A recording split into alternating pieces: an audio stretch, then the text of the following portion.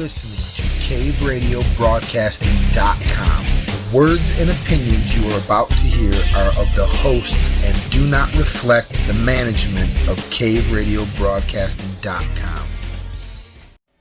Good afternoon and welcome to Down the Rabbit Hole. Today is Thursday, November 2nd, year of our Lord 2017, and you are listening to a Gen Pop radio production. We got a full crew in here today. We're going to do some quotes game. And we are? We're not. No, we can. I'm always ready to go on the fly. Okay. Well, you get on the fly over there. So pretty much I just want to start out by saying that, the whole idea behind the show is to stimulate intelligent debate. Remember, this is down the rabbit hole, not down the conventional hole. And the topics we discuss here are things that are brought up to us, sometimes things on the news, things we come up with, and we don't claim to be authorities on this. We always suggest that you do your own research, find your own answers, and then call and give them to us, because we're always looking for a new take on things. But the whole thing here is twofold. We're just trying to, first of all, give glory to our Lord and Maker, Jesus Christ. And second of all, to open your eyes to the fact that not everything is exactly what you're being told it is. Because there are no more secrets, only ignorance. So what's up, guys? We got Dave, and Tony in here. I'm doing good, man. Yeah? Yeah. Good. Tony's back from the creeping death. I'm just happy that we're going to have some... Is this mic on? I think not. Is this thing on? There you go. Is this thing on? Oh my God, you're so good at voices, dude. There. And by the way, so I told you guys I was listening to all of our old shows, Right. and I can't tell you how many jokes Tony makes that no one really hears when they're said, Tony's good. but they're like, Sandy. You remember that one? Yeah. Like, I didn't even remember that was... What? And I also Me realized... and Tony often have a sub-conversation going on when you're off on a roll. Yeah, well, the other thing is, I know the joke. It's not a joke, but I'm always late. Although lately it's been pretty good. But I didn't realize how late, because I'm listening. I start to listen to every show starts off with, well, this is Howard. It's the year of our Lord, and I'm here with Dave DiBiase and Tony, and guess who's not here? And then Dave starts rolling. What is it this time? Train, Yeah, train. A boat, curling iron accident. Yep. That's a new one. Curling iron accident. There was a curling iron accident once, wasn't I'm there? gonna use that. There was a sister? shaver accident. Shaver, yeah. Yeah. No, I'm saving the curling iron for when I really... Did the iPad accident actually affect you being here on time, or? I don't know, dude. There were so many.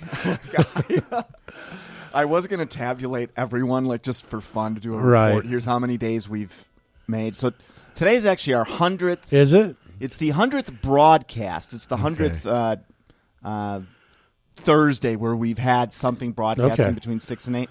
But this is actually our 85th recorded show. Okay, because we take weeks off every now and then. Yeah, we've rocked the weeks off late. It's been... Oh, yeah. Look, 5 of the 13 have been in the last 2 months. That happens. Yeah. But I think, I don't know, but getting the show a little organized and putting it into like a day, like now we can go search episodes, what we talked about and when, we can just pull it up, because before it was just a crapshoot. Yeah, it was a big mess. Well, now it sounds like we have to have intelligent debate. Is that what that is? No. Oh. Did I Well, say intelligent? why would I that just meant change? debate. Yeah, you said intelligent, but I apologize. Is that? I does heard that it on the even media. happen? and like I don't- we like different takes on things. Depending. Oh, I'm always willing to entertain a different take. I don't necessarily. I'll listen. It doesn't mean I'm going to agree with it or it's going to change my Right. opinion. It takes a very strong argument to change my opinion, although the guys in this room have changed my It's opinion. happened to on me things. too, yeah. Yeah, I think we've all influenced each Yeah, other it's in happened to me. our personal growth. Well, I think it's when you think you know something, then you realize you really don't. See, that's the beauty Yeah. of it. I think that's I don't know if that's just divine programming in me or what. I'm never really positive about anything because nothing surprises me anymore. Yeah. I have a belief in faith. There's one thing you're not going to get me to go back on, and pretty much everything else is open. It's pretty much up in the air, isn't Yeah, it? because every time you think, "Oh my God, that's so awful. No one would ever do that," and then you find out they totally did it, and they did worse.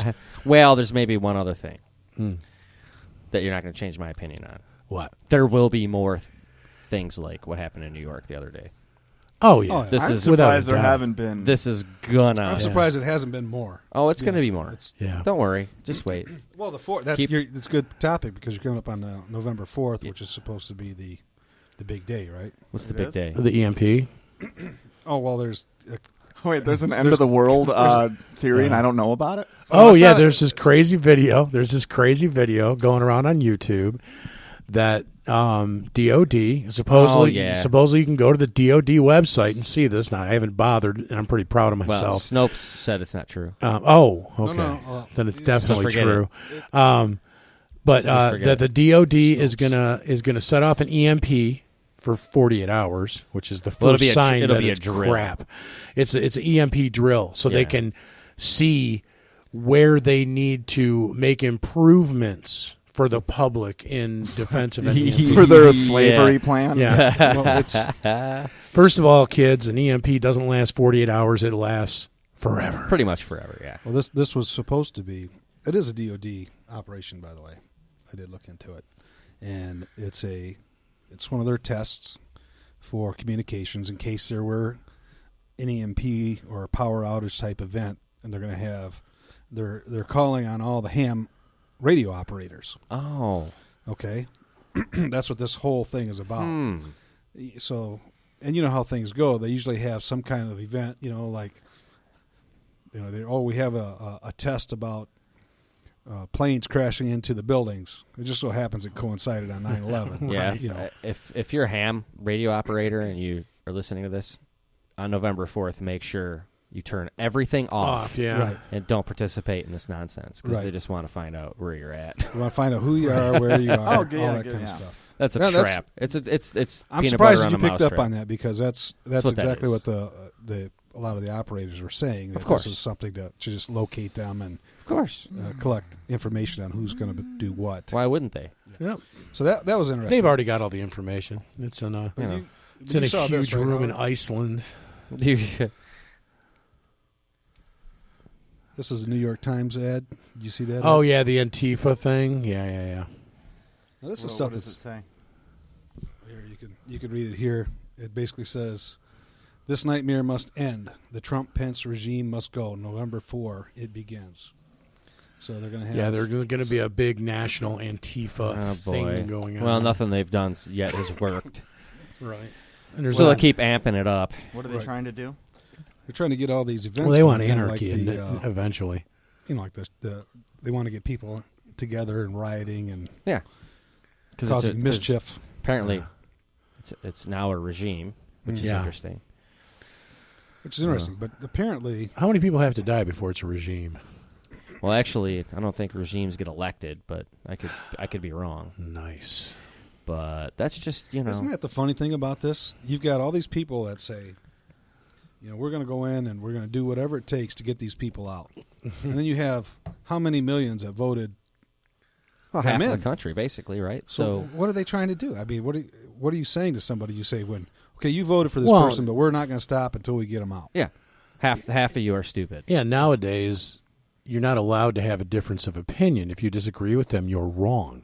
Well, it's going to get So since we got Trump in the White House, now they need to pull him out because we were wrong. right and beat you. We should have had Hillary in there Yeah, and beat you in the street. That's where this is Yeah. leading. So that's nice.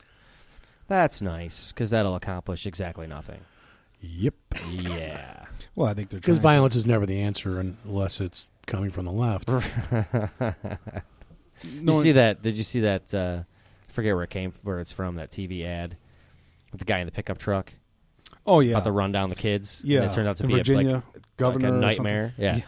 So it's really funny because at least this is my take on it. What I took away from it is, so here you got a guy in a pickup truck and he's got a Confederate flag hanging off the tailgate. We've all seen that, right? Yeah. It should have been an American flag, but they used a Confederate flag to make it more ridiculous. And then he has a "Don't Tread on Me" license plate on the front of the truck. Nice.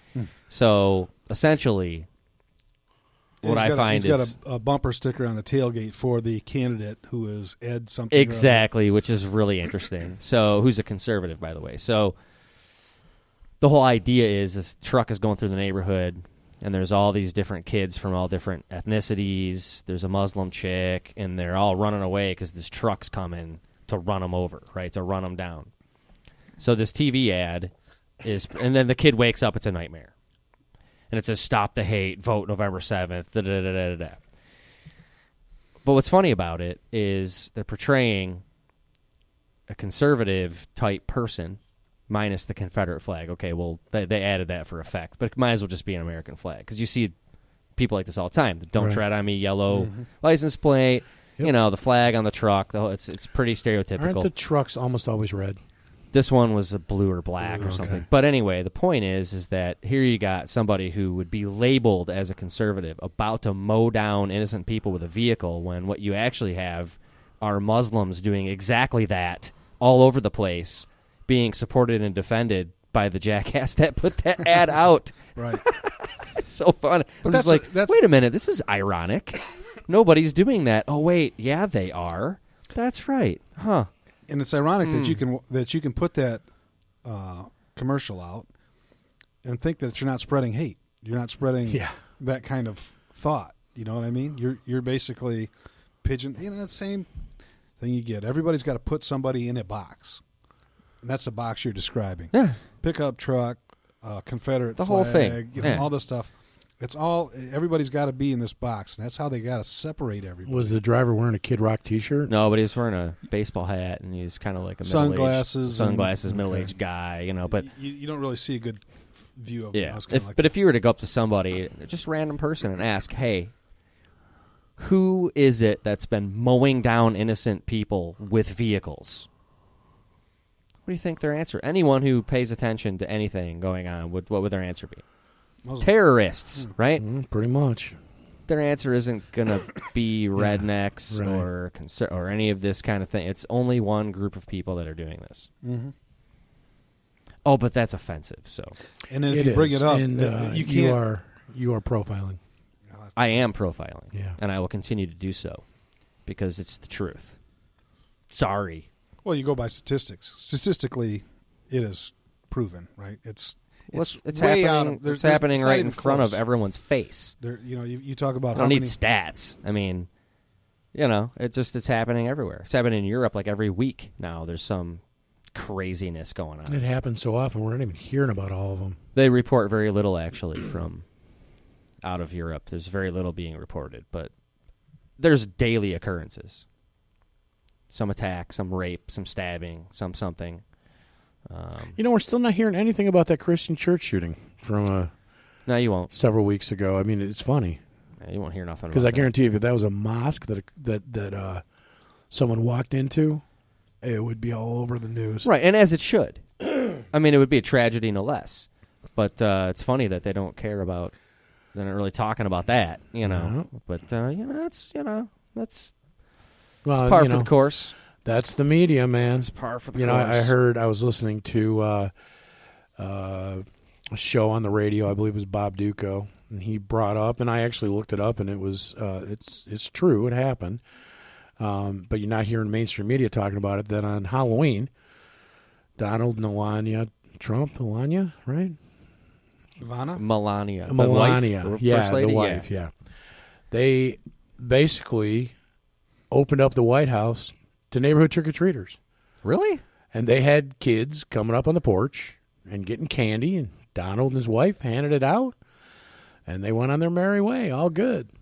Now, but you hear zero that's kinda cool. about this on mainstream media. Yeah. Why? Because it humanizes Donald Trump. Well, yeah, it's Now, you going to tell me if the Obamas didn't do it? If the Obamas did that? well, it'd be just as cool. It would be just as cool, but the media would be just losing their minds over Well, of course, yeah, how of normal they are. They're such a normal family. Well, the media bias is. I'm just saying, if you need to tell me what a normal family the Obamas are 47 million times, I just can't wait till the skeletons come out of the closet. Well, Obama was a Nobel Peace Prize winner. of course. He was? Yes. Yeah. Oh yeah, he won that right away, right out. That was one of the awards that they give you right away to give your credibility. And Yeah. Oh, yeah. Mm-hmm. As your did you guys get Illegally any of the bombing places. JFK release docs? I haven't looked through any. Yeah, of I it. haven't dug into it. Interesting. I haven't gone through a bunch of them, but the one interesting thing that they're saying they're covering up is a lot of the Operation Mockingbird type stuff, which describes in media who was on payroll at the time of JFK. You're talking about Dan Rather, all the big names. Excuse me. And they're saying that with all that information coming out in those documents, that it's still prevalent today. That's what's really embarrassing is that it would have grown if you absolutely want to think about it. And those, that was a long time ago. Imagine the level of it now. Mm-hmm. But you can see it right now. It's visually you can see. Yeah, there were 3 networks back then. Wow, and they were owned then. Yeah, I think now there's 20, and they're still just as owned. Oh yeah, 5 companies. Yeah, own all those media sites, and then you got the Twitter shutting down people's speech and banning them. Oh, this goes on and on. Yeah. YouTube's doing it. Yeah, YouTube, Facebook. Oh my god. Yeah, that one just disgusting pig from HBO.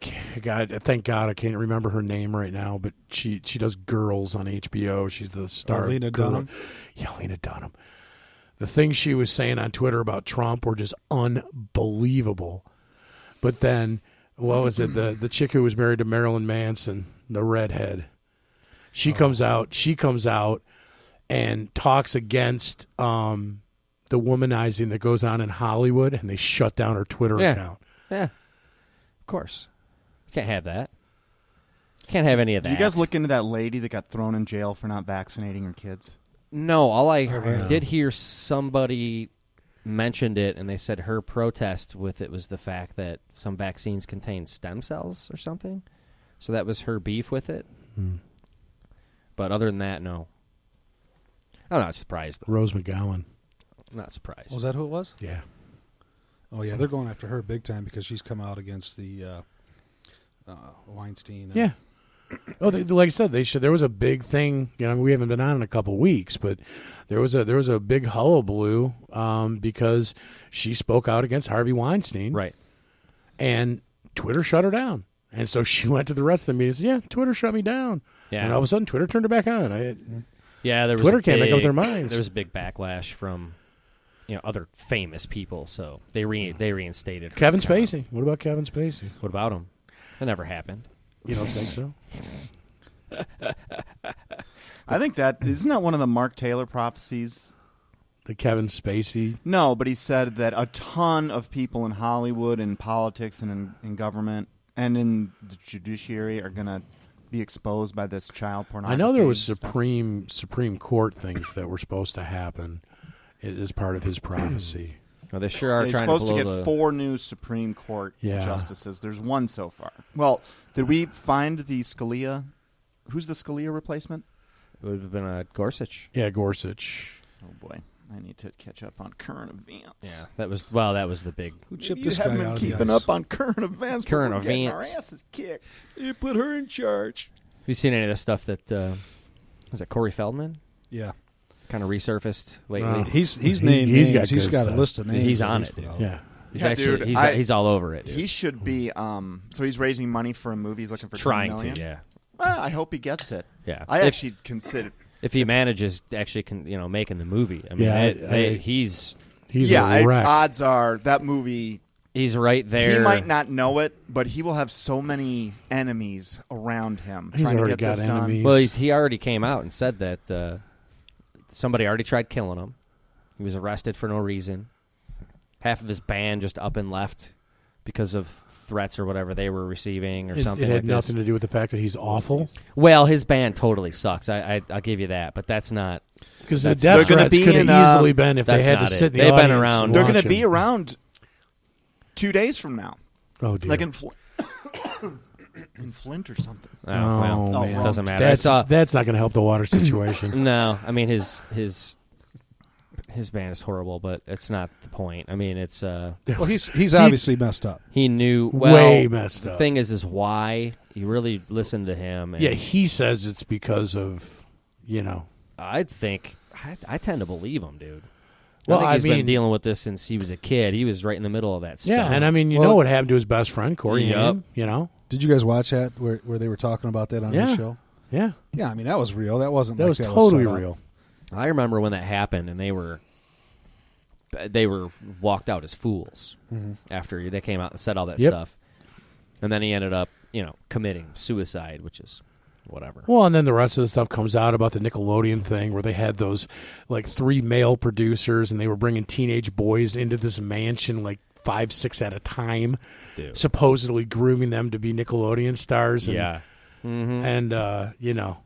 and having their alone time with Yeah, look, all of them. It's not like these are one-off examples. Like this is pervasive. In fact, I'd be surprised. It's find... unbelievable. I mean, I believe it now because we've talked about it, we've seen it, we've dug into the child abduction and human trafficking, which is all part of it. But it really is unfathomable. I won't say unbelievable, but the amount of this that's going on in Hollywood. My God. Well, it's almost like it's the backbone of it, Yeah. right? It's what makes that place tick. You wanna, Is this ritualistic abuse? that's the point I get it, where it really gets into when you start looking at the satanic side of it. That's what it is. It really is. I mean, things start to come together when you put it in that perspective. This is what's going on, and this is the things that they're doing. And they've got movies that have come out like that. Yeah. Well, these are requirements. Yeah. You have to do these things. And you see how many, like one of the requirements they talk about is like dressing as a woman. And you look at all these stars who all of a sudden get dressed up as a woman, then all of a sudden their career takes off. Yeah. You ever notice that? Oh, yeah. Nude scenes, you name it. I mean, these things catapult you into... Well, it's the thing. The woman's dress thing was, I bring that up because of Chapelle. He talks about that. Yeah. How they kept putting the women's outfits in his thing and kept saying, "Oh, this is going to be funny, Dave. You're going to dress up." He's like, "No, that's not funny. I'm not going to do That's that." not funny. No, that's what he not said. funny. No, that's not funny. And they kept pushing it, And And trust finally me, he's I like, believe Chappelle knows what's funny. Yeah. Yeah. Well, and what happened to him? And he said he had a nervous breakdown. Yeah, he had a nervous breakdown. But I'm not so sure about that. No, he was on the. I think it's called the Actors Studio. Where's the Yeah. the guy that has all the questions piled up? The really calm guy on PBS. He did a interview with him. Yeah. And basically, Chappelle was like, "Man, Hollywood's made us strong people. You really think, Wayne Brady's going out there saying they're trying to kill me? You think he's just crazy? Do you think Martin I'm just going to Lawrence. walk away from? Was it Martin Martin Lawrence? Lawrence? Okay. Do you think Because they try to spin it to say that he was all messed up and crazy and had a breakdown. That's why he was out there running around the saying number they're of trying to kill me. Hollywood people that go through that? Basically, now that we know what we know, all they're doing is basically figuring out what we figured out, but Right. in a shocking way, and they just you don't know how to react to it. And people, but the people at large still aren't buying it. I mean, they're still not. They hear it and go, "Oh, wow, okay," and then it's back to who's on The Voice. Yeah. Who's like Randy Quaid? You guys know him? Yeah. Yeah. Now remember, what the impressions you get right off Oh, the I bat, know, you got to I know. understand those were programmed in you. I know. He's no crazier than his brother, I know. whatever, Dennis, whatever his Yeah, brother's Dennis. name is. Dennis. He's just a guy that basically is like the Illuminati destroyed my life. I happened to hire a lawyer that was. I just would feel so much more comfortable if someone was able to come out with this stuff and they weren't living in a car, Yeah. But that's the thing is you I know- you I will never understand. ever keep your stuff. I know. You won't keep it because everyone's in on it except you, unless of course you're willing. Yeah, speaking of, before we get into the quotes game, speaking of another thing, I don't know if you guys are aware of this. You need to be more aware of this than anybody. But there was another thing that was circulating that my wife shared on Facebook, and I meant to. I haven't got around to it. But there's been a bunch of attempted women and child abductions out at Beck and Michigan Avenue Canton. at the Target store. Yeah, there was that one video of the guy. It's been going around for some weeks now. But this goes on more than just that. This is ongoing and has been actually. And I give him credit for coming out and, making that video and passing it around, trying to bring awareness. Good for him. But, man, that's some scary stuff. What's going on? They're basically, there's a huge like shopping complex. Target is part of the hub, but there's Home Depot and a bunch of restaurants, and they're all shoved into like a quarter of a mile stretch at Beck and Michigan Avenue. And basically there are 3 or 4 cars full of people sitting at the back of it in the dark, out of the streetlight view. And when they see a woman who's not paying attention, or even better, a woman and a child, they go and they basically surround them with the cars and abduct them into a van. And this guy, his wife and child, they try to take his wife and daughter. Yeah, and so but she was able to. I don't remember how she was able to fight them off. Some people were there. No, yeah. Some people were there and they stopped it.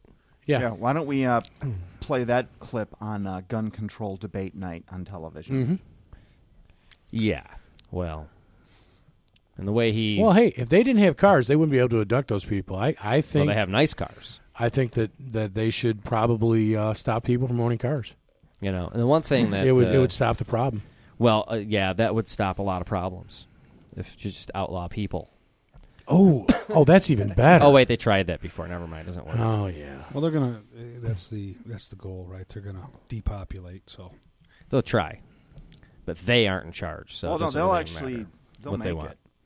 They'll depopulate. The Bible says they'll make it. What do you mean? The depopulation of the planet? Mm-hmm. That's going to happen. I mean, what's the first, like the white horse? Each horse kills like a third or a fourth. I mean, you do the math, and almost 2/3 of the earth is going to be bye-bye. Yeah. Especially the red horse. It's the one that hasn't ridden yet. So does it bother you guys? Do you guys still get upset when you hear something like that? What? Like what we just said, like, everyone's the world's essentially going to end. People are going to be killed and not as upset as I used to be. No, it doesn't really make me. That doesn't make me upset because I kind of already know it. So, but it did it at first. Yeah, it did. No, because I already knew this place was effed. It does, I just didn't know it does exactly for a lot of why. people. Even having conversations with my son about it, you know, they get very fearful over that, and I said, there's really nothing to be afraid of, right? You just need to know what's going on and what you need to do, and things are going to be all right. Yeah. But yeah, I think that's one of the main things that turns people off right off the bat because they don't want to think about that. It's like the Hollywood thing. Everybody knows about the casting couch. Everybody knows that all the stuff goes on in Hollywood. It's in movies. It's all over. Everybody knows it. But they just, as long as it, you know, they can joke about it and laugh about it. They know what's going on, but they don't want to know it. Yeah, so, it's all. It would rather it be. I don't know the word real. for it, but yeah, it's more just like a joke. Yeah, you know, but it's not a joke. I went back to Shirley Temple YouTube video, which is very interesting. A guy posted about Shirley Temple, how she got started, and the stuff that was going on, and a very weird, disturbing video. You know. Yeah, I don't think the child abuse thing started. You know, recently. Yeah, I'll bet you it was. I think it in started existence before Hollywood. As Hollywood got started. Mm-hmm. Well, that's what it says. Because that was, Shirley Temple was one of the original kids in Hollywood. And they show they show the always hated movies it when they her made movies with the came kids in on Sunday. And you'd get into it because they talk a lot about the number 342. So I'll have to share the video with you guys. Who talks about the number 342? In this video, when it's talked about all these movies, they kept referencing, it was room 342, building 342, code for a phone 34. They just pointed out all these little clips from different things in the movie. That's all has to do with satanic. Something. Yeah. I don't know what 342 means, but I don't know. I'm sure you can make it mean anything. Yeah, but it means something to somebody. That's the point. Well, the one thing I want to go back to this human trafficking thing with that video of that guy, and I believe that it's true. I think that's a real guy. It really happened. I agree, yeah. So I don't doubt it. The one thing he pointed out that you shouldn't skip over, and whether you could ever stop people from doing this, it's probably too far gone at this point. But he made a comment about it, his friend who's a detective. And he said that you would be shocked. He said they've caught these people, and they literally assemble databases. They go on your social media account. They get pictures of your wife, your kids, Everybody does it. Kids, pictures of the kids first day of school. What school do they go to? Oh, gee, this is really difficult, right? To piece that together, and you can find exactly where these people are, what they do, and they assemble databases to follow to target people. So the more you plaster your kids and your life on social media, it's for the whole world to see, by the way, the more at risk you possibly could be, because now they have everything they need, all the information they need. In fact, I see some people, and this to me blows my mind. Everywhere they go, and most people have routines, right? So you drop the kids off at school, you go to work, you go to lunch, get off of work, you pick the kids up from where, your day is basically a repetitive routine. But every time they show up somewhere, they'll check in. Oh, I'm at blah, blah, blah, school. Oh, I'm at blah, blah. You literally could sit there and map out this person's week and know exactly about what time they're going to be there, who they're with, because they have the cute selfies and all this nonsense. Well, these people are collecting all of this information, and they assemble it in databases, and they use this as almost like a, what do they call those? Is it dossier? Is that the right word?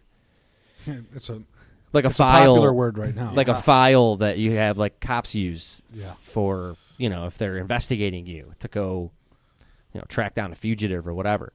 And it's pretty elaborate. And when he brought that up, I was like, I'm glad he brought that up, because it's something to think about. Who brought it up? This husband that made this video about his wife and daughter trying, almost getting abducted at night outside of a store. And he said his friend is a detective and told him this, that he's seen these databases as they bust these people. And, they're just everywhere, man. It's just everywhere. I don't think it's going to slow down. I think it's going to uptick, if anything. And he said nice cars. The price tags they're putting on people is insane. So think about it. If you're hard up, make a quick 30 grand. All you got to do is get us, here's a description. We need a kid this age. We need this age. Do it a couple times. You're making some pretty good money. These people are ruthless, man. Yeah. It's a lot of cash. It is. Looks like I looked up 342, and the only reference I can find is that it's the number after 341. It is used constantly throughout the movie Lolita. Right. I think that was the one they were Okay. highlighting. And, it talks about the numbers 342, 42, and 52. And it just talks about it being constantly referenced throughout the movie Lolita. Okay. Which is basically about a adult having a relationship with a kid. That's what the whole movie's about. Interesting. And they call when they're talking about kiddie porn, a lot of times it's called Lolita. There were magazines called Lolita in the 70s and stuff like that. So I think that that book came out back in the 50s or something like that. So I think that's the only reference I can find. That's pedophile code for something. Yeah. Well, it brings a good point. There's a lot of people that, for example, I think the director Roman Polanski, right? Didn't he do a Lolita something? Yeah, he went into. Yeah, he's convicted. He like exiled. He can't even. Come yeah, back. well, the left is trying to bring him back though. They're trying to allow him to re-enter the country. That's the interesting thing, because they celebrated him on how many shows? At the awards. Yeah. What's her name? The awards. Yeah. Just going on and on about this guy. Whatever. Clinton. No, the actress Meryl Streep. Oh, there you go. It was. But yeah. these actors and actresses, they win these awards, and you wonder, like, how'd they win? You know what I mean? How'd this movie win? That's all set up stuff. But people really give those people a break. I mean, like a Kevin Spacey, right? You like watching his movies and stuff like that. Now you find out, if you really found out he was a pedophile, if that was really true, I don't know if it is or not. The guy claims it could be. But, when I think of a pedophile, I was like, okay, there's no help in this person. They're done for. I agree with that. But what happens when it's somebody that's really popular, and that's how these people get away Well, with and this I mean, stuff. technically, though, if you read anything about it, he didn't really admit to anything. He only admitted that he's been bisexual his whole life, and has You're talking decided about to. Spacey. Yeah, Spacey has decided to now live as a gay man. And he was abused when he was a kid, right? Is that right? I honestly didn't see anything about that in he his said he confession, was. but his Apparently confession his was father was an abuser. Yeah, something like okay. Well, the confession is crap because when it gets to this Anthony Rapp guy or whatever Rapp name is, I think it's Anthony Rapp. When it gets to this guy, He was in Adventures in Babysitting. yeah. When it gets down to him, Cooper Smith. he says Spacey says, "Well, I must have been drunk. I have no recollection of this event." Okay. That's what Spacey said? That's what Spacey said. Yeah. He But said- if I heard him in any way, yeah, I but apologize. then in the next sentence, he's like, and I'll use this opportunity to come out as a Yeah. homosexual. Yeah, that's- obviously yeah. meaning he linked. Yeah, whatever. Yeah, He does. I mean, remember the that only place. thing that Kevin Spacey did was just tell him that he's picked a team. That he's had relationships, according to him, with both men and women throughout his life, and he's decided that he's going to live openly as a gay man. Okay, that's fine, but that doesn't discount the fact that someone's accusing him of rape. Right, and he didn't He- confirm apparently nor he deny. He didn't. He just made moves on this guy. When Okay. he was. See, the story was. I don't want to spread. We don't want to spread bad information. So the It's story just what's was, available in media, Yeah, right? that- So it's available. in Bad media that- information. bad information. he was working on some play. They were in some play together, and they were partying afterwards, and he made some moves on the kid or whatever. Okay. He was 14 at the time. I Oh. believe. Okay, Right. So that's where the story ends, and this guy says this is what happened, and everyone's known. I think everyone knew Kevin Spacey was gay, right? No, I didn't know, but I don't care. know. I thought, don't I care thought it was either. public information. Yeah, I didn't even realize that. But No, I mean, I wasn't as shocked when Kevin Spacey came out as when Nathan Lane came out. I was like, it is interesting, however. Nathan Lane. Why does that surprise you? Or are you joking around? I'm joking. It's like he came out. He's like, I'm gay. It's like, really? You needed to tell us that? See, I like in Yeah. that movie In and Out. I think it's a movie with Tom Selleck was one of the guys, and Kevin Kline was his teacher, and Matt Dillon or whatever was a student, and he wins some award on TV, and this Kevin. Oh yeah. In and Out, you know the movie. This guy's sitting there. He's got his fiance next to him. It's Kevin Kline, and kid comes out. He wins this award on TV, and they're watching these award show, and he thanks his teacher, and at the end he goes, and he's gay. And they're watching it. They're all just kind of like, and then they're looking at him, and he's like, very feminine acting and things like that. And then people are questioning him, and he actually turns out to be gay. So, funny movie. Yeah. But that's one of the things that we need to do from now on for everybody, because that's what they're trying to push. It's like we're talking about this whole, in October they had these commercials out, lesbian, bisexual, gay, LBGT, blah blah, this whole thing about Pride. Okay. It's Pride Month, so they have these videos out, these commercials out, and they talk about all these different people, and Bruce Jenner and Okay. all these different people, and they just keep pushing this thing. It's a very satanic sounding commercial. It was weird. The music in it, the way they talked, it was all distorted. Very weird commercial. You guys got to watch it one time. But and my son were watching, and he's like, "God, what's wrong with this commercial? This is weird and scary." I said, "Yes, very satanic sounding." So we'd always make fun of it when it come on. But the whole point is, he brought it up. It's like, well, why is it you have to have pride? You know what I mean?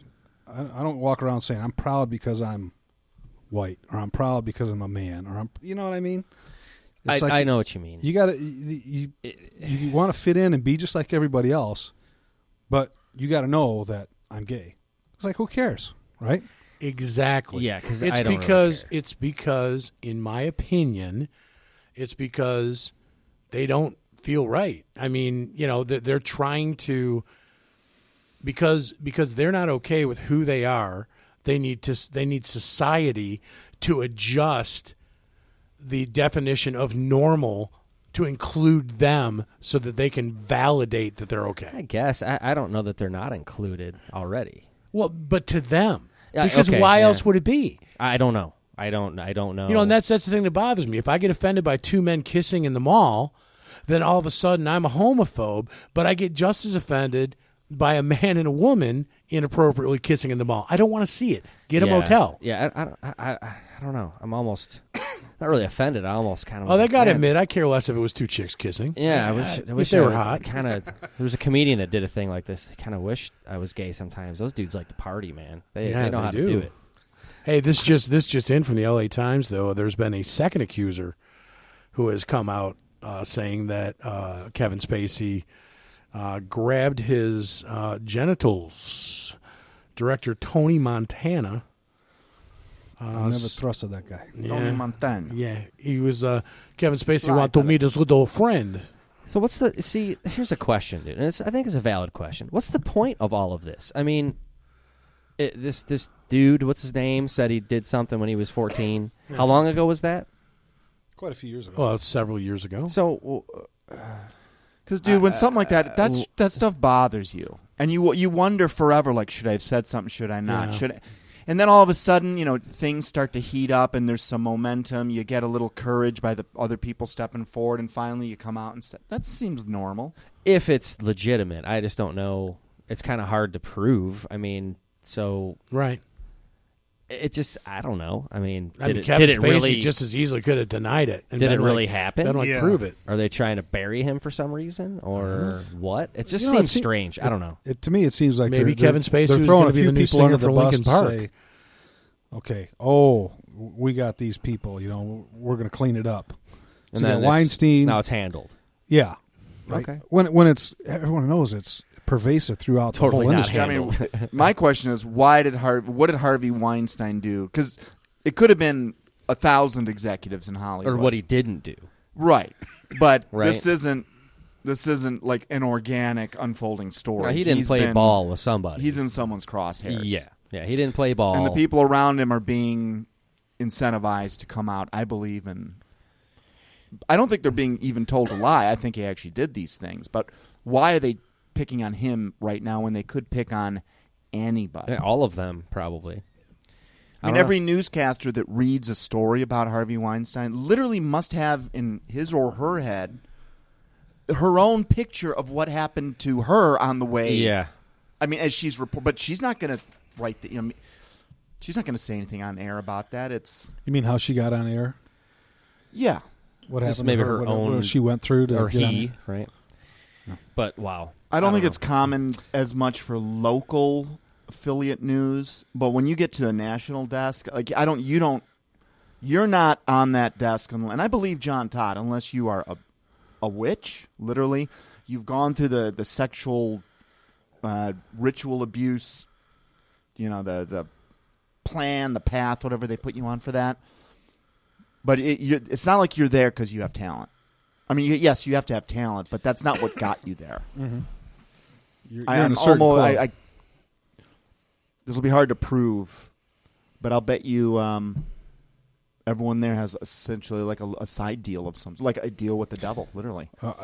I believe that more and more. The more things you start paying attention to, and I mentioned it to you guys before, it's like you take somebody like Beyonce, who's talented, right, or Jay-Z. All of a sudden, they go from normal to superstardom, out of world money. Rihanna, Katy Perry, you know, these people who are constantly the spokespeople and the face. You know what I mean? Well, I think Puff Daddy is the poster child because there's just no way that guy should be as rich as he is. He's got no talent. Yeah, but he has talent under him, though, doesn't he? Isn't that how he makes most of his money? I guess. I think so. Who's the crazy one? Kanye West. Oh, yeah. That dude's batshit crazy. I think. How can you not? Well, they say that, but I don't know. I don't know either. I don't know anymore. I start to think of it. It goes so many different directions. You start wondering which way is up. You know, you got Martin Lawrence. Oh, he was on some kind of weight loss thing. He lost his mind. He's running around with a gun in his underwear, screaming they're trying to kill him. You know, and Dave Chappelle says, "Hey, this guy, you know, he's not a weak person. He's a pretty strong person. There's stuff going on in Hollywood that you don't know about." Yeah. Right. Same thing with Randy Quaid. Yeah. Right. Kanye, all of a sudden, he started talking about supporting Trump. Well, next thing they say, he had a breakdown. Yeah, well, imagine that. You know, he could be nuts. You know, it's Who knows? I don't really you never know. But there's so many things going on. Well, he's been making all at the same time. crazy offensive comments since way before Donald Trump, Kanye West. Yeah, it's always been. But, the whole being controversial, that's, I don't know. A lot of it's publicity stunts. Yeah, I seem to these think artists his stuff has always gone beyond. I'd have to agree. I with haven't Dave really that seen, this- but. These artists are pretty good artists, but they're not. Dude, there's better. There's better. Oh, That's the there's thing. better. Oh, yeah. No, but all of a sudden these are the top echelon people that just rake in the cash, and they're the spokespeople. They're the ones that come out and stand up for this and that. Katy Perry. I just don't understand it. Well, it's big money, dude. Big money. Did you guys get into the Las Vegas shooting at all? Enough to know that it's BS. Yeah. Oh, I think everyone knows it's BS. Pretty much. It's people pretty much. were really it's, killed. It's no. That's true. I didn't. The everything else is BS. Yeah. There's a cover up there, obviously. Oh, it's so busted. It's not even funny. And you start talking about the guy Paddock, Please. right? And how they claim he's got his money, and you talk about his family and all these different things. It's the same pattern that we've talked about, Dave. How many times that you've got these people? If you go to these schools, you go to this. You're involved with these companies. The guy's involved with whatchamacallit, the airplane company. Yeah, Lockheed Martin. Lockheed right? Martin. Yeah. Well, he worked there for. Well, he worked for a. He sold a plane to a known spy, an operative, right? So he's traveling those circles. He's in there. He's in those Yeah, circles. he's in there. That's all you need to know. He's got all this money. They're running it through casinos, right? He's got all these guns. Why would my question is, they keep talking about all this arsenal he had up there. If you were going to do that, why would you take all that? You wouldn't. No, If you had half a brain, you wouldn't take all that stuff with you. I haven't really. I'm pretty much unplugged these days. I'm pretty busy, but I haven't seen a single CCTV image of him going in and out of the hotel, bringing Right. bags up there, so-called. And you won't. Well, the thing is we have images of everything else. Right. The next day, they had pictures already, which is unheard of. You don't release investigation pictures that fast. You keep all that under wraps. That was all staged. It's all nonsense. They've got the FBI guy standing there behind the Arizona or the Las Vegas police chief or whatever, and this police chief started out kind of hit his stuff together and just started falling apart. I don't know if you watched any of those interviews. He just started falling apart and getting wild with some of the things he was saying, and you got that FBI guy like standing real close to him, staring him down. You got this supposed security guard, Campos. The only interview he does is on Ellen. Yeah. Who has her machines. And then it's all good. In the Mandalay Bay, and she comes on and asks him. She's got why is a guy with him? Who's the guy with him? Oh, he's this. He's guy. just cousin. It's his cousin. Yeah, his cousin. Yeah. Moral support. I don't That's know. nonsense, dude. There's just so much nonsense, and I think people are really starting to see it, and it really starts to, because we've been involved, and you start looking at all these different things, and you know what sounds true and what sounds fake, and all these kind of things. You can kind of start putting the two and two together, but you get so many of these people that are arguing, like these Facebook people that this group you're on. Oh, I stay the heck out of that thing. It's just I don't have unbelievable. time. I just don't have time for that. You just anything that the mainstream media says. Oh yeah, that's what it is. If you don't believe, it's like Well, there's only it's and you like have to be on a certain the group in one we're- box or another box.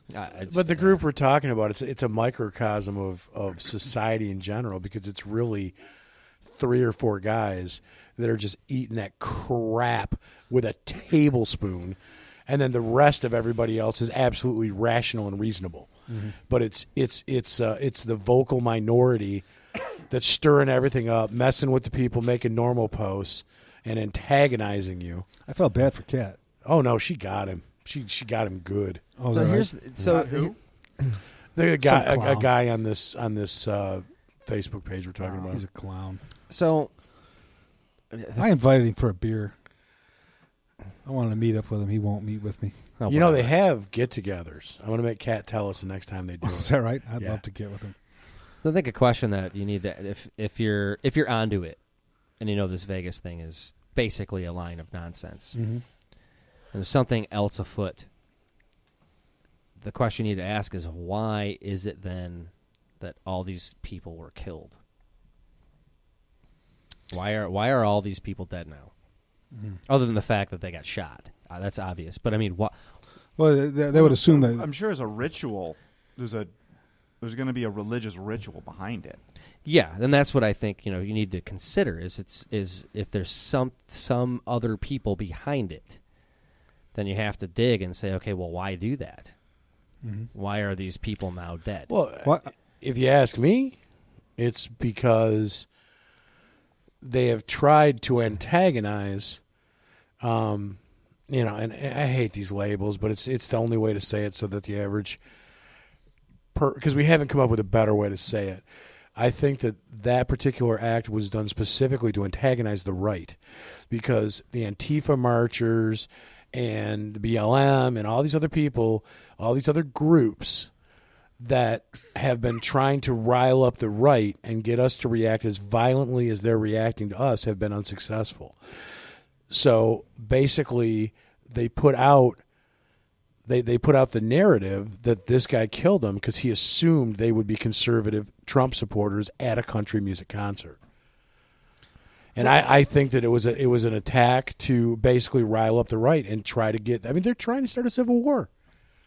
It could be. Yeah, That could be. I there's a lot of different. And this. I mean, this one come on, it's a country music concert. well, And you this got one- that, but you also have in the backdrop too is there's this constant attack on gun rights, Mm-hmm. and how crazy will they be? How far will they take it to have enough ammunition? No pun intended. To Well, to are they enact using further? You know what they'll do is they'll use something like this, though, even if it wasn't planned. If something like this happens, they jump on the bandwagon right away, right? This story, could be so many different ways it went down, so many different. It could be as simple as it was an actual sting operation, and this guy was undercover and got caught and got killed, right, as a gun runner, selling weapons, right? Yeah.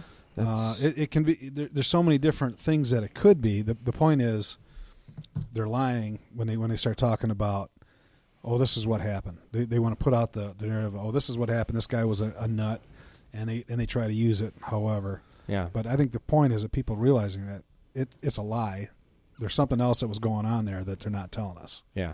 As at bare minimum, Yeah. right? It could be a total setup, like a 9/11, or it could be an unfortunate actual operation that went bad, and you just don't know, and the government's not going to tell you, obviously. It's Well, like the especially if they're- JFK. especially if they're the ones that did it. Yeah, I mean, if you got JFK documents You from know. 50 years ago that they're still trying to hold back, Yeah. right? Why? Why? Yeah. Why? Because they're still in power. Yeah, there's still people there. Or their kids are now. Yep. Do you guys think that way about George Bush? When I think about that, I think about George Bush Sr. I used to not think too much. I thought he was an okay guy. Yeah. But the more and more I get into it, and you start watching him, and you see the things he does, and you hear about the things. Speaking of, he's had some people come he out. has sex with little boys. And I believe Paul Benassi and the Jonathan Gosh case, the people behind Yeah. that, more than I'll ever believe anything he says. Yeah. Because I know he's a liar. Well, yeah, People just H-dub is judge a book by its cover. If you walk in wearing a suit and looking nice, dude, you can literally get away with murder. Literally. In this world, you can. Yeah, especially if you got a lot of money behind you. Yeah, they just, whatever. You could buy your way into anything. Oh, And he's out. so Yeah, nice but on TV. Do you think Barbara Bush is a man? I've heard that before too. You guys ever heard that it was Aleister Crowley and Barbara Bush Uh, that they had sex together to make No. Her father was Aleister Crowley. I heard that somewhere along the way. Well, that's pretty sweet. Interesting. And, more conspiracy theories turn out to be true than not. So, Yeah. Well, like we say, we always tell you to do your own research. So if anybody can confirm or deny that Aleister Crowley, Barbara Bush thing. I will say that. Were you in awesome. the room? And with that awesome nugget of truth, I think we're going to go to break. Let's take a break, and we'll do a quotes game. We'll do quotes game when we get back. We'll be right back. Welcome back to Down the Rabbit Hole. So, Hoops, what's up with this Deshaun Foster thing? Rookie quarterback for the Houston Texans. I mean, absolutely turned the team around. The whole city is excited about him. I mean, they're putting up massive numbers. Total turnaround from where they started the year. Okay. With, some... oh, my God. I'm not going to be able to talk today. Experienced QB. Point is, he blew out his ACL in practice today. Oh, boo. I hate that so for when it my happens fantasy to- football league, it helps because I hate when it happens to anybody, but especially when it's a young guy, getting his chance During practice. Yeah, there was some NBA somebody big in like Boston had it was the free agent from Utah had some just gruesome knee injury during a basketball game a few weeks ago. Well, there was that's the hard to Bears, watch. Zach Ertz, tight end for the Bears. Oh, my God, when you see this injury, because you see his leg, it's got nothing. It's just flailing. And he dislocated a kneecap, and it just shredded some artery behind his kneecap, and they were about to amputate his leg, but they saved it at the last second. This happened this week. That's just awful. Well, I know what that feels like. It's a conspiracy, people. All right, why don't we pick this up? Chapter 22. Okay. So we're progressing along. This is a book of quotes, yes, but it's also a quasi-autobiographical story told through the quotes of others. It's basically the research progression that just happened to be my particular path, waking up to the fact that, holy cow, the devil is real. And this is how I found God, because I found the devil. And he's immersed in our most sacred institutions, agencies, and governments, and military, and entertainment. And Ephesians 5:11 is our backbone. Not so much about not participating in the unfruitful deeds, but exposing them. That at least we can do. Sometimes I think we participate in them, but whatever. We'll deal with that one later. Okay. First quote. This is from a chapter called The CIA and Other Intelligence Agencies. The quote is, "But the fact that the government has been involved in illegal narcotics trafficking, literally overdosing our own people, not third world target audiences, as we would expect, I think is important. The point is that I had personal knowledge of CIA drug trafficking. At that time, we had knowledge that the CIA was trafficking in illegal narcotics using Air America, which we, over there, had our own name for. We called it Air Opium. Air Opium. Okay? So, was this CIA agent Chip Tatum, FBI agent Ted Gunderson, Lieutenant Colonel Bo Gritz, Vietnam hero, or Jim Mars? But the fact that the government has been involved in illegal narcotics trafficking, literally overdosing our own people, not third world target audiences we would expect, I think is important. This guy had personal knowledge that the CIA is a drug trafficker. Chip Tatum, Ted Gunderson, Bo Gritz, Jim Mars. Why don't we start with DiBiase? Gunderson. Chris? I'll say the second one. That's Gunderson. Oh, yeah, then I agree with him. Gunderson. Chip. Who's keeping score? I got it. Not that you guys will need to write anything for this one, because you got it all wrong. It was Bo Gritz, who was a... My first Kiss choice. my grits. He was... his activities in retirement notably attempted... He was big on getting POWs out of Vietnam. He was the FBI agent? No, he was a lieutenant colonel in the Army, U.S. Army Special Forces. POW rescues in conjunction with the Vietnam War have proven controversial. Quote, what was your larger purpose in writing Called to Serve? That was his book.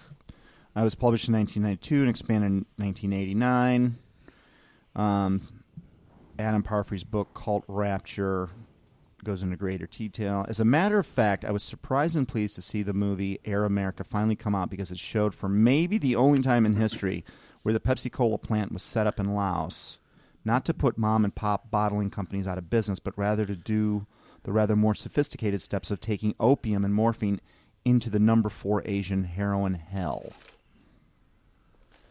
Okay, so there's a super high-ranking military officer, famous guy, saying the CIA is just, they're the ones bringing drugs into this country. They are the biggest drug dealer in the world. Well, that's interesting because there's been so many movies and talk about this forever. And this goes back to the Maine, Arkansas, with Bill Clinton and George Bush Sr. and CIA running drugs through there. And you got all these stories, but yet nobody believes it, you know? Well, because it's the subject of movies, so it's just kind of like a... oh, that's just a movie. Yeah. Yeah, Tom Cruise just did a CIA Air America movie. Yeah, and you put it in a movie like that, and I saw it. It was in the movies. Yeah. So. Well, that was years ago. They don't do that now. Oh, yeah, they just stopped. They don't do that in Afghanistan. That was before. Like, They what's don't do that in what was the Afghanistan. day where they had like a corporate meeting and said, let's stop bringing in billions of dollars of drug money? Yeah, we don't need that anymore. How did that end again? Yeah, right. They moved the plant to Afghanistan. We have a new location. We've got a new... These guys are really putting out. This will go on forever. Okay, you guys want another one? Yeah. Bring it.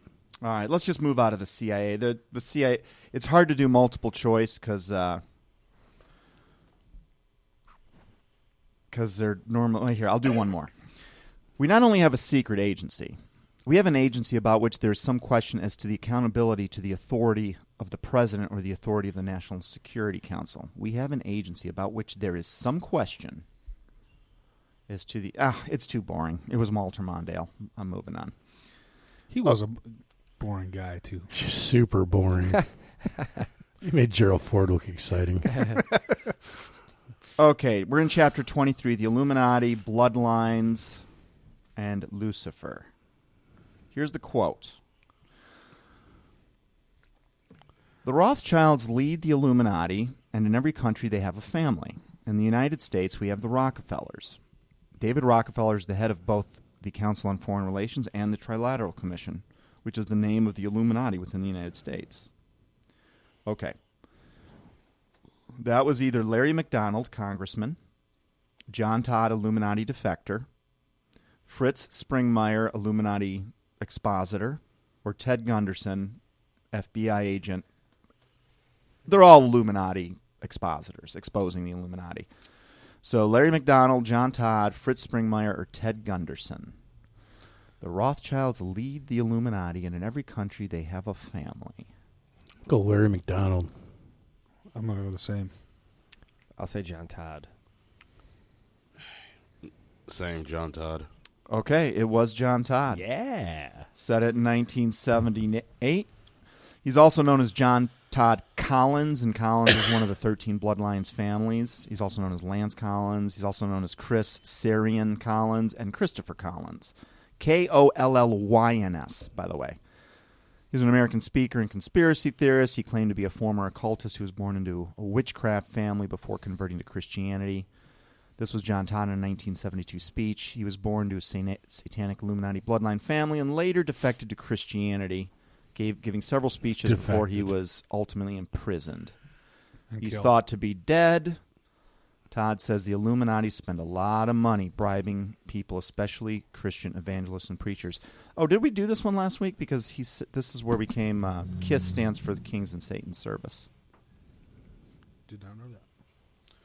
Okay. He also claimed to have written a bunch of checks in the music industry. Yeah, like he used to hand over big checks to and some evangelists as well. Yeah. Okay. Same chapter, Illuminati, Bloodlines, and Lucifer. Here's the quote. The Illuminati made use of a shape that was probably old when Egypt reached its peak. that of a pyramid or a triangle, which has long been known to initiates as a sign of mystic or solar faith. At the top of that pyramid, or sometimes at its base, was, and in fact still is, the image of a separate human eye, which has been variously referred to as the open eye of Lucifer, the morning star, or the eternal watcher of the world and the human race. This was Larry McDonald, who we all know, died on KAL Flight 007. It was Piers Compton, a Vatican historian. It was Fritz Springmeier, an Illuminati expositor, or it was John Todd, who we just spoke about.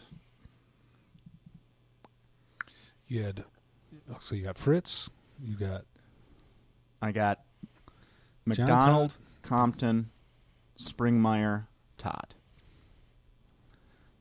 We'll go with Fritz. I'm fritzing it. Compton. It's in the house. Springmeier. Good job, Dave. It was Compton. Yeah. Vatican historian, like right inside the Vatican. And he added, the eye, which can be traced back to the Babylonian moon worshippers or astrologers, came to represent the Egyptian trinity of Osiris, the sun, Isis, the moon goddess, and their child, Horus. Isis also appeared in Athens, Rome, Sicily, and other centers of antiquity under a variety of names, including Venus, Minerva, Diana, Sybil, Ceres, Proserpine, and Bellona. The eye came to figure among the mystic solar symbols of Jove, Baal, and Apollo. And I bet that's probably their most popular sign, I'm guessing. The pyramid with the eye. I mean, it's the one that's on our dollar bill. There've got to be more of those signs out there than anywhere.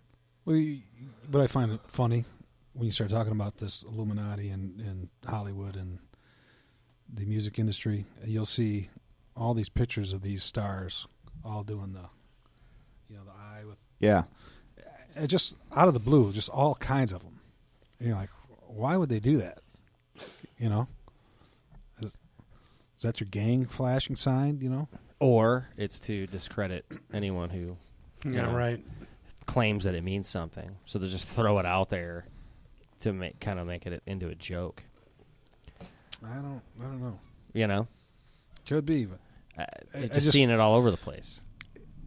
Right. It's not like it's just one or two pictures. It's like all over. No, it's like it's bejeweled into jackets and all kinds of stuff. Bejeweled. I like that. Yeah, see?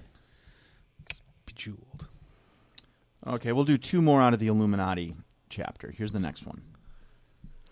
When the Illuminati were established, they used the Masonic Lodge as a cover, a breeding ground for their detestable doctrines, and as a front into which they could lure and through which they could screen the most likely candidates to whom and eventually by whom to propagate their nihilistic doctrines of conquest through deception and treachery. This was Doc Marquis, an Illuminati defector, John Todd, an Illuminati defector, Lieutenant Colonel Archibald Roberts, a U.S. Army information officer and World War II veteran, or H.P. Lovecraft, the early 20th century science fiction writer. Can you say those names one more time? Doc Marquis, John Todd, Archibald Roberts, H.P. Lovecraft. When the Illuminati were established, they used the Masonic Lodge as a cover. Who goes? Me? Go ahead. I'm going to go with Lovecraft. Yep, me too. Lovecraft. I know I should agree with these guys, but I'll say Roberts. There you go. You know what I like about Chris? He plays the man. He plays the man. He'd be good at poker. It is Roberts. Lieutenant Colonel Archibald Roberts, World War II paratrooper, political activist. He was the founder of the Committee to Restore the Constitution. He's an author. He died in 2005. He said this in 1984. Okay? So people in power were talking about the Illuminati back then. Quote, "It was the wish of Weishaupt to set up the Masons to take the brunt of the criticism and suspicion which would otherwise be thrown on him and his order were the truth known. He had his own FBI file in 1963, which you can access, and it's part of the citation. I won't bore you with it. Okay, one more out of this section. The Illuminati is the continuation of the mystery religions of Babylon and Egypt. And the bloodlines of the Illuminati go back to people who at one time lived in Babylon and Egypt. This is either Doc Marquis, John Todd, Fritz Springmeier, or Archibald Roberts. The Illuminati is the continuation of the mystery religions, and basically this person is claiming that their bloodlines can be tracked all the way back to Babylon. What's the name of them again?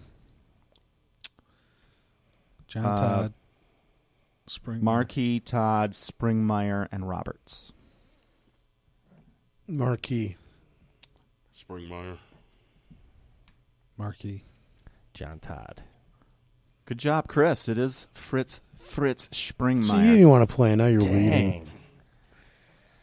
And didn't Fritz Springmeier... Oh, he did go to prison. Did he? Yes. And it was such a trumped-up charge. He was in a... It was something like this. He was in a building, just living in an apartment complex. And he shared a network with a child pornographer. He didn't even know, he just shared a network. And he was arrested and thrown in jail for some time on this trumped-up charge. Which is, if you're going to expose the Illuminati, back in the 80s and 90s, this happened to you. It's not happening really anymore that much. It's because nobody really takes it seriously, because they've done a pretty good job of, the conspiracy theorist label, and, oh, yeah, the Illuminati is not real. There never was one. It's nonsense. Yeah, you mentioned Illuminati and you're a fruitcake. Oh, yeah, so they've done a pretty good job of that, so.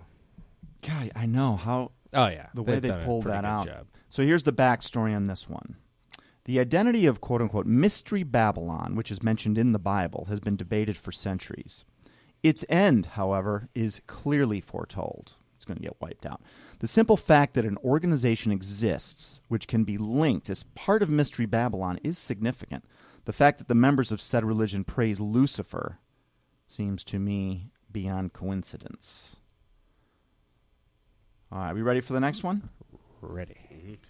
All right, we're going to pass over Chapter 24, which is structure, operations, and methods. That's basically how these guys operate.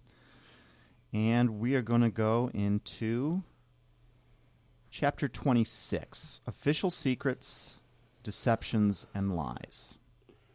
We ready? In April 1985... a person writing standards for EPA actually told me in private that he was lying. He said he was told to lie and that he had to do what he had to do to keep his job.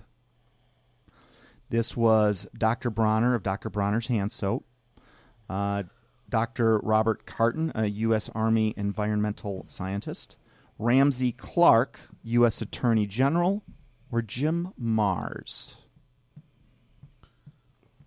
We'll go with number 2. Yeah, the Army Carton? scientist. Yeah, that's my guess, too. Okay. Yeah, me too. Carton. I'll say Mars. Okay. It was Dr. Robert Carton. All right.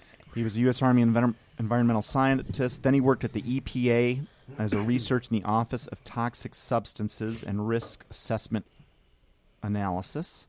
He became a whistleblower. Carton answered Saul's question about why the EPA is engaged in fluoride and fraud. Quote, because EPA did not even attempt to go through the scientific process for determining an acceptable daily dose of fluoride. They tried at great length to avoid nailing down how much fluoride people were actually getting so they could keep marching with the policy of keeping fluoridation going. How many instances of deceit can be chalked up to random ineptitude before a pattern emerges? It was a big moment when I realized that all of these oddities in life weren't accidents or mistakes of ignorance, but instead part of a purposeful, coordinated plan against mankind. And one of the ways this plan progresses is by threatening foot soldiers with loss of their job for not participating. After researching for 6 years, I can tell you it happens more than most could imagine. It does happen a lot. Change. I mean, what's that? Sounds like climate change. That's a reverse because they're trying to make something a problem that's not. Whereas with fluoride, they're trying to. Yeah, but if you don't march along with the team, right? Basically, another way to say, if you don't march in step with Satan's story of history, you can't teach at college. You can't have government jobs. You can't be a teacher. You can't be a professor. You can't. I mean, you really are ostracized from society. I think that's why God hates cowards, because there's no way you're going to find him if you're a coward, because you're just going to go along with the crowd. I'm starting to like that quote more and more. Are you ready? Mm-hmm. Okay. We're still in chapter 26, official secrets, deceptions, and lies. So it's good to be a dick. For nearly 50 years, the secrecy apparatus within the United States government has kept from the public UFO and alien contact information. Okay? Is that like phone numbers or Email address? what's your email? That's good. Your business card says alien, Pleiadian alien. Okay, this was either astronaut Brian O'Leary, UFO researcher J. Allen Hynek, the father of the nuclear navy, Admiral Hyman Rickover, or Norman Schwarzkopf. Norman Schwarzkopf. Huh. Quote again. For nearly 50 years, the secrecy apparatus within the United States government has kept from the public UFO and alien contact information.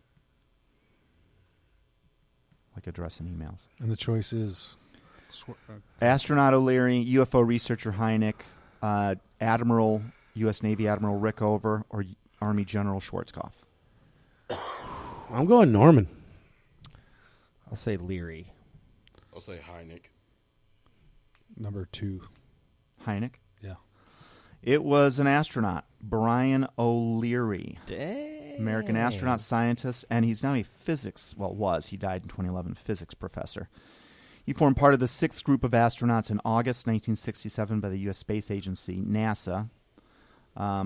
He also another point publicly said, we have contact with alien cultures. That was in 1994.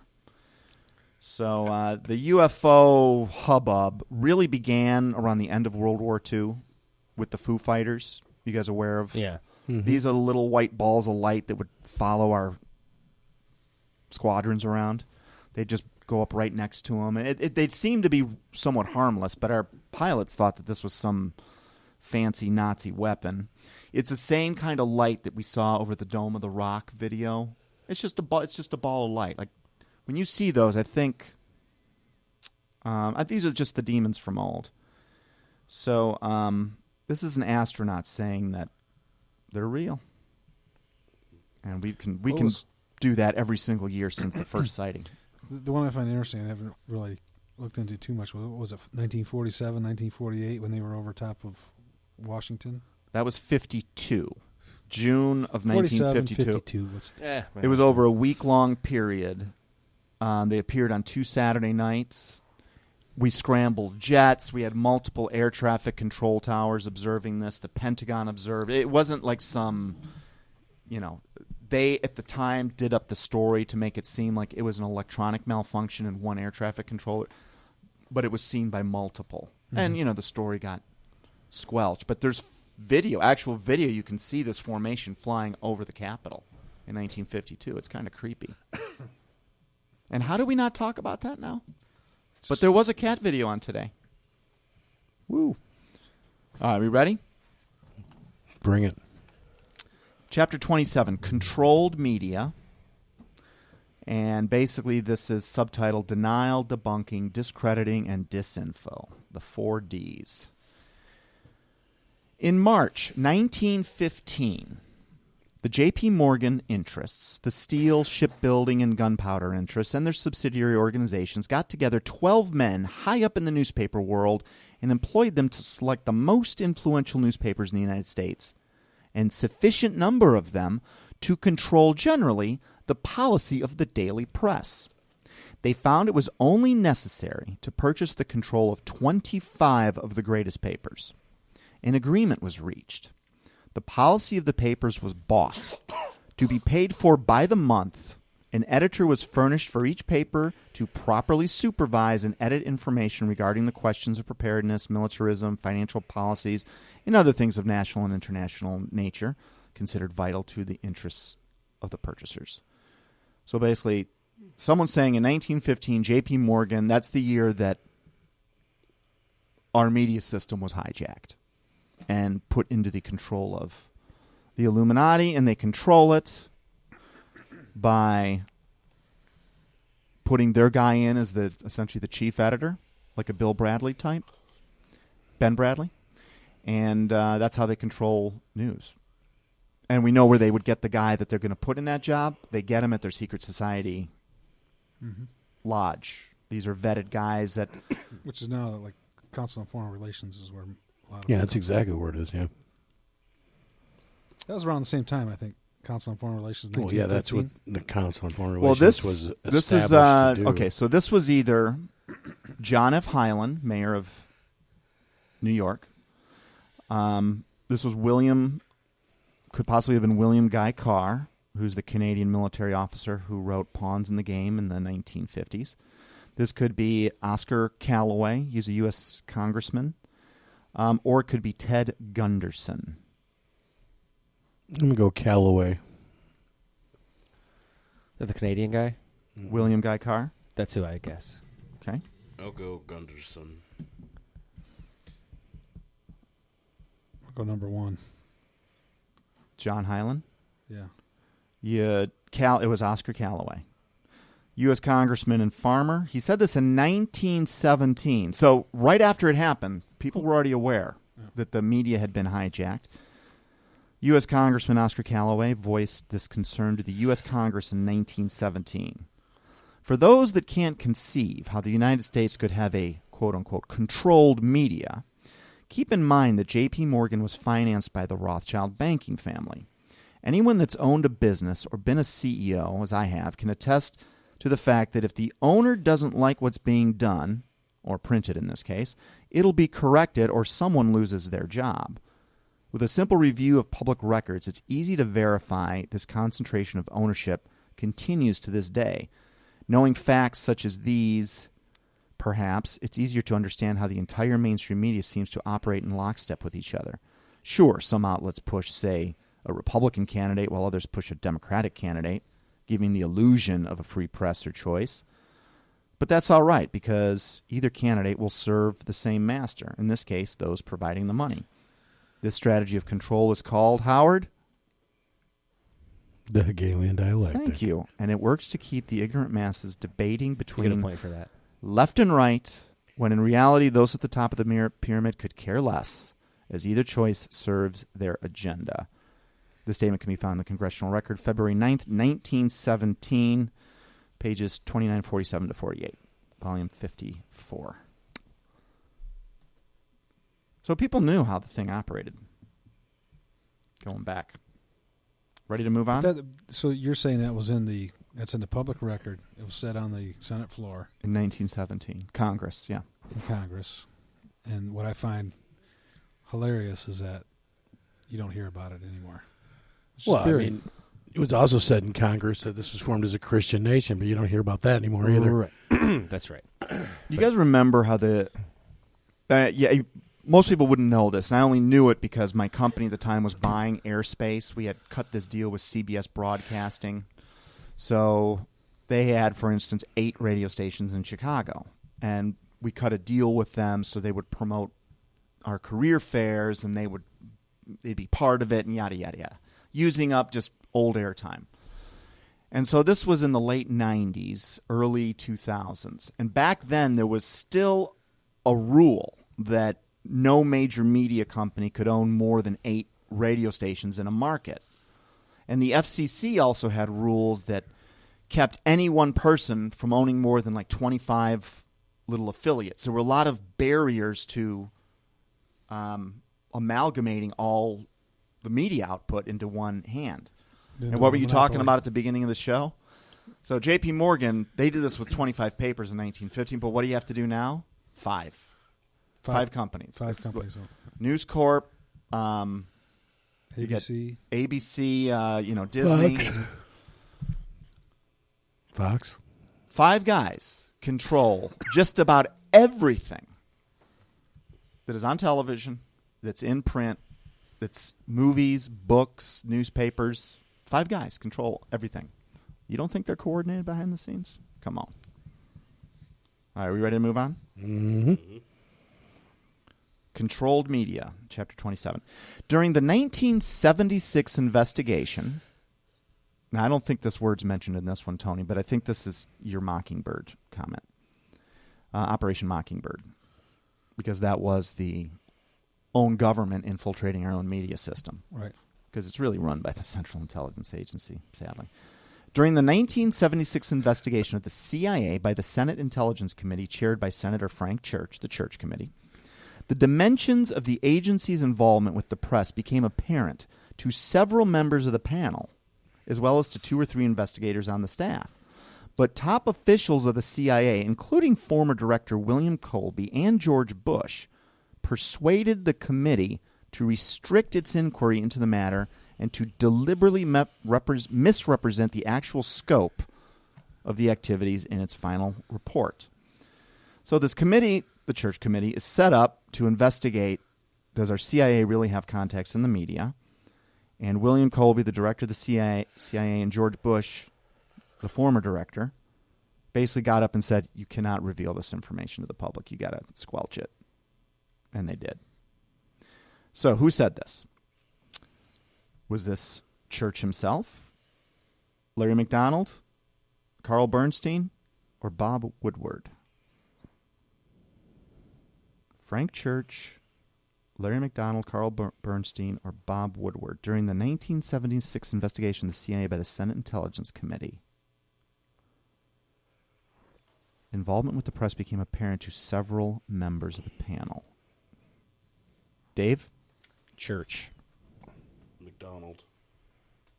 I'm going to go McDonald also.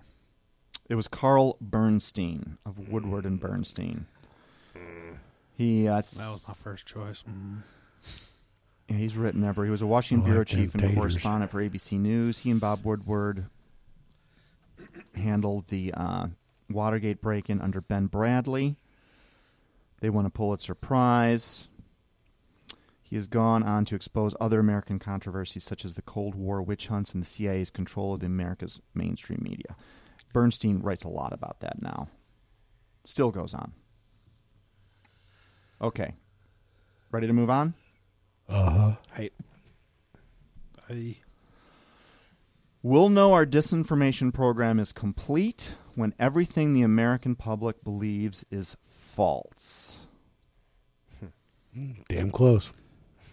There was a lot of debate about whether this one was really said, and it was absolutely said. This is Cord Meyer, Bush Sr., William Casey, or Carl Bernstein. We'll know our disinformation program is complete when everything the American public believes is false. Casey. Bush. Bush. I got nothing. Lifeline for Chris. Okay. I'll say Bush for the hell of it. Okay. So it was William Casey. Now, here's one of those guys that he really built his career up. He was the chairman of the Export-Import Bank of the U.S., which basically helped fund the Russians in the Cold War. That kept them in business so that they could remain our enemy. He was also an SEC chairman. So remember we talked about characteristics of Illuminati players. Right, They jump right. fields. So he goes from being a finance guy to being the director of the Central Intelligence Agency. Casey served as the director of the CIA from 1981 to 1987 after starting off with the OSS, the Office of Strategic Services, which was the precursor to the CIA. Quora, which is a famous debunking site, created a controversy by determining the, quote, wasn't true based on, quote-unquote, logic, without ever doing an ounce of research, as is typical for debunking sites. Debunking sites typically exist and are funded by those in power to further muddy the waters of history. Unfortunately for them, but fortunately for the truth, one of the participants at that famous meeting, Barbara Honegger, confirmed it was true. She was there. She also did a 9/11 movie. Right after the 1981 meeting, Barbara Honegger, relayed the information to White House correspondent Sarah McClendon, her name's come up here before, who attributed it to, quote-unquote, an anonymous source, which was reported on Mae Brussels' radio show called Dialogue Conspiracy. This is sort of a big deal for the early 80s. She was discredited on the basis of claiming that Oswald didn't shoot JFK. So I like her because she tells the truth. Right. As modern-day forensic research has proven true, even though the two events were unrelated. So she called out JFK, and she also said that William Casey really did say this. To clear up the confusion, in an email dated September 21st, 2014, Honegger confirmed that Casey did, in fact, use those exact words. In spite of the attempt to debunk the quote, history shows that the CIA has played a huge role in disinformation campaigns on U.S. citizens. Look into Operation Mockingbird and the outcome of its investigation by Congress for proof. It's a good example of the spiritual war being waged, a war of information and beliefs. The entire story is documented on TruthStream Media. Wonderful. You guys ready for another one? Yeah. These are kind of boring. That's probably not going to be good for the promo. Well, it's depressing, too. Here's the quote. History is created, manipulated, and written by those who are predominantly on the victorious side of the nation, which has supreme political and especially military dominance. Any truth which has the slightest potential of weakening their total hold over the masses is not tolerated. Any truth which can impact their power is squelched or cunning, I don't want to say the wrong word here. Let's just say is hidden by them very well. Usually in a manufactured media release to the unsuspecting public, often in a jovial manner to render the information a laughing matter and display it as harmless. So someone is saying that history is completely made up. This is either Noam Chomsky, Gore Vidal, Fritz Springmeier, or astronaut Clark McClelland. We'll go with Chomsky. I'm going to go Vidal. I'll go with the second one as well. I'll say Springmeier. It was an astronaut, Clark Really? McClelland, yeah. Huh. Interesting that an astronaut would come to that conclusion. Clark McClelland's long association with the UFO phenomena has followed him throughout his aerospace career. In 1958, he was assigned to the National Space Program at Cape Canaveral, Florida, and helped launch or viewed 650 rockets and spacecraft. So just in his era, in the 50s and 60s, he oversaw 650 launches? That was 50-some... Wow. What are they building up there? It's going to blow us away, I'll tell you that. Maybe, literally. In addition to being an aerospace engineer and technical assistant to the Apollo program during the Apollo moon landings, McClelland and other spacecraft operators did extensive technical checkout of simulated flights and mission objectives of the various shuttles to assure the orbital success and personal safety of the astronauts. Inside of NASA. He must not have worked on the Buzz Aldrin flight, right? He would have been there if he was there in 58. I mean, Buzz Aldrin had to be in the, early 60s? Mid-60s? At least mid-60s.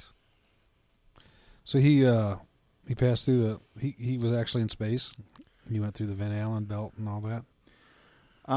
It doesn't say. I don't know if Clark McClelland ever was in space. He's an American aerospace engineer, NASA space flight engineer. Office of Naval Intelligence. He was an officer there. But I don't know if he's actually ever been on a manned flight. Low Earth orbit is achievable, but Well, they lost the technology to get through the Van Allen belt. Yeah, they can't find the it. dog ate their homework. Good job, NASA. I saw that. What was the liquor that I saw? There was an ad, and who was one of the first guys to take August whatever. Yeah. who? What's his name? French guy. August something. Yeah. And that ad shows that there is a dome of water. Yeah. You know the one I'm talking about? Yeah. Is it Hennessy? What's the... Could be. Yeah, I think it was Hennessy.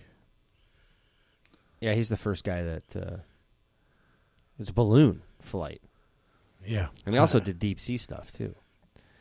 But I'm not aware of any of that. yeah, August... Oh, gosh, I can't remember his last name. But if you look it up, you find Picard. August Picard, because that's... Jean-Luc Picard. Jean-Luc Picard was named after August Picard. But he went up in a balloon. I forget the height. And then he went down, too. Yeah, and then his son actually picked up where he left off. But he saw the Earth from the stratosphere. It's the first guy ever. From the ceiling. And it's actually he's quoted in Popular Mechanics, in the 30s. It's in a issue of Popular Mechanics. And they asked him, what does the Earth look like from up there? And he says it looked like a disc with upturned edges. That's how he described it. Which is interesting because that mirrors. Yeah, but he was in a maps. balloon, and it was a long time ago. So Right. Visually, when you're looking down. then you know. So Anyone but yeah. knows anything about Well, visuals. the lack of oxygen can affect the camera lens. Yeah, and, yeah. Could happen. Yeah. What, 7 miles or something? 7 miles? You can look it up. He was way ahead of his time. That stuff. Okay. Next quote. Controlled media. And this is a good way to tell this. I like this one because it tells you how disinfo works. Here's the quote.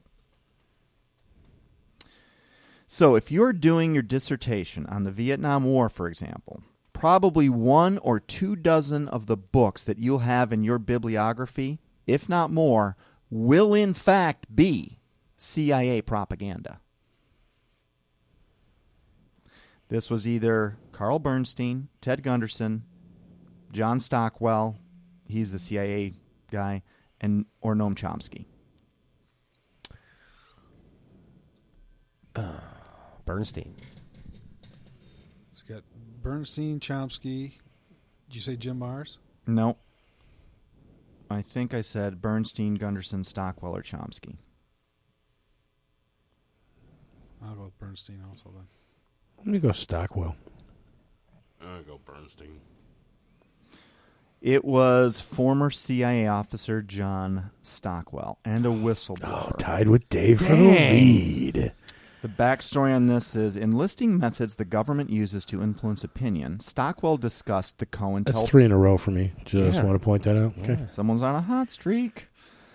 You guys have heard of COINTELPRO, right? Yep. Okay. That's basically the CIA tapping into American citizens' lives, groups, you name it. In listing methods the government uses to influence opinion, Stockwell discussed the COINTELPRO program, which involves co-opting professors to work the CIA to manipulate student groups and build files on students, publishing 1,200 books in which the CIA were paying professors, scholars, and journalists to write books in their names. And these books are still in our libraries today because the Church Committee, which we just talked about, couldn't force the CIA to reveal the titles. Thank you, Bush and Colby. And these are the books those in control of CIA and the media promote on all the popular news shows. Starting to see how pervasive this is. So this is just about the Vietnam War and the CIA. So, I mean, you think it's the illusion of choice. You think, oh, there's 24 books there. You know, if I get a cross-section of 6, 7, 8 of them, and they say the same thing, I can... But they're all planted. Whew. Oh, God, the truth is so hard to find. Any comments on that one? Scary stuff. It's not scary. I'll just anymore. go this. There is one book you can trust. Yep. There's one book the CIA didn't write. They did not. They're trying to rewrite it, I think. Yeah, probably. They're trying to keep you from finding some of the proof the book is real, like guarding Mount Ararat in Turkey. Yeah, that's a good job for the CIA. Yeah, let's do that. That's important. You know, it does. Well, that's because it's a strategic base for Turkestan. What was that, Tony? I was just going to say it does follow with current events when you start talking about what's going on in schools and the whole media sensation of shutting down free speech and all this kind of stuff. You could tell it's not just people getting together and having these same thoughts. There's somebody behind all this, which makes sense that these guys are, if they're behind the media and they're behind the professors and all this other kind of stuff, there is an agenda there. You can see it. There is. I mean, why would a normal human being who's got a lifespan of 70 years care about influencing what's written today that will become history once he's dead? Mm-hmm. What's his motivation to do this? He's probably getting some money. I mean, he's not doing this because he sees something righteous here. So it's always follow the money. Just follow the money. Okay, come on. We got to get one more in and break the tie. All right. Next quote. It's from a chapter called Propaganda and Manipulation. The quote is, "If we understand the mechanisms and motives of the group mind, it is now possible to control and regiment the masses according to our will without them knowing it." Freud, Hitler, Bernays, or Stalin? Hitler. Bernays.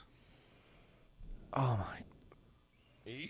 I have to say Stalin. I was going to go with that, too. You're sitting this one out, I think. He'll still go with Hitler. You did Hitler? Are they doing for you? Are they? We got all the guesses in? Yes. Yeah. I'm kind of getting my ass kicked, so. No, I think you're doing all right. No, you're okay. You had Edward Bernays. Oh. Backstory is, what a scary thought. If this is true, Did not how would break the the masses know whether it was happening or not? It wouldn't be the first time in history this power fell into the wrong hands. In Bernays' 1965 memoirs, called Biography of an Idea, he wrote of Nazi Germany's Minister of Propaganda, Joseph Goebbels. Quote, "Goebbels was using my book, called Crystallizing Public Opinion, as a basis for his destructive campaign against the Jews of Germany. This shocked me." Yeah, right. I'm not sure why Bernays, the nephew of Sigmund Freud, would be shocked that his practices would be used for evil, but Goebbels' result of getting an entire nation to participate in genocide is an alarming proof that is an incredible power. Okay, come on. One more quick. We got 2 minutes. A pervasive system, here's the quote, "A pervasive system of thought control exists in the United States. The citizenry is indoctrinated by employment of the mass media and the system of public education. People are told what to think about. The old order is crumbling." This is Arthur Miller, Malcolm X, Bernays, or Chomsky. A pervasive system of thought control exists in the United States. By the way, that Edward Bernays quote was 1928. I'm going to go Malcolm X. You can pick it. We can. Yeah, it's got to be. Yeah, that's my guess, Malcolm X. That's a good guess, but I'm going to go Miller just to be unique. Miller. Good job on the Millers. It was Arthur Miller. He ran in some very famous circles and had access to real sources of power in Now this Chris world. has died with us. He helped make Three-way tie? the term for this group well known to this day. He's the one that established the term the establishment. That's the 1960s name for the Illuminati. Okay, we're going to squeeze in one more. Today they are more commonly referred to as the elite or 1% when discussed on mainstream media. In less controlled environments, they are called the Illuminati. Miller's observations about how media influences our minds can be found in his 1987 book, The Secret Constitution and the Need for Constitutional Change. He said this in 1987, and he was right there with JFK. Next one. Last one. The media, we've already done this one, so we'll do this one. The victim of mind manipulation does not know that he is a victim. To him, the walls of his prison are invisible. Bernays, Huxley, H.G. Wells, or Malcolm X? Huxley. I'll even tell you the year it was said, 1957. Don't know if that'll help you. The victim of mind manipulation does not know that he is a victim. I'll change it to Wells then. One for Wells. Okay, Wells. You got to go different. Doesn't have to. Hell's bells on Wells. Let's hear something, man. You got to break the Malcolm tie. It's got to be X. different. Malcolm X. You know, you'll be mad at me because the quote I skipped was a Malcolm X. It really was. But maybe this one is too. You never know. Christopher?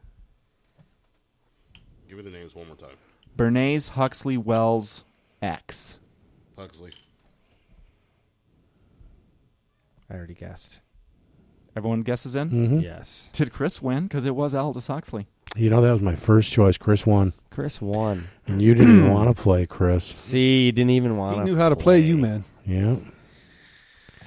And we're still tied.